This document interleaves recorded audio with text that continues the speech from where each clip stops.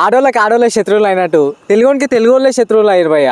అదే నిజంగా చెప్తున్నాయి కదా, పుష్ప సినిమా 4 కోట్లతో తీయలే, 400 కోట్ల పైన పెట్టి తీసిర్రు.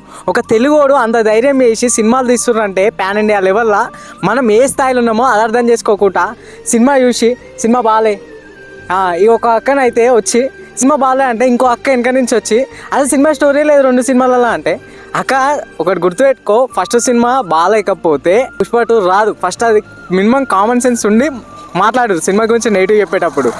అండ్ సినిమాలో ఏం బాగాలేదు బ్రో, నాకు అర్థం కాదు. సినిమాలో స్టోరీ లేదా, హీరో హీరోయిన్ యాక్టింగ్ బాగాలేదా, మ్యూజిక్ బాగాలేదా, అసలు మొత్తమే బాగాలేదని చెప్పుర్రి. అన్నీ బాగానే ఉన్నాయి కదా, మేము ఎక్స్పెక్ట్ చేసినంత లేదు, ఎక్స్పెక్ట్ చేసినంత ఎవరు ఎక్స్పెక్ట్ చేయమన్నాడు మిమ్మల్ని? సినిమా లెక్కనే చూడాలి. ఎక్స్పెక్టేషన్స్ పెట్టుకోకుండా సినిమా పోరి, సినిమా బాగా అనిపిస్తుంది. ఫ్యామిలీతోని చక్కగా సినిమాకి వెళ్ళి సినిమాని ప్రోత్సహించుర్రి. తెలుగు సినిమాలని మళ్ళీ పండబెట్టకుర్రి, దయచేసి పండబెట్టకుర్రి.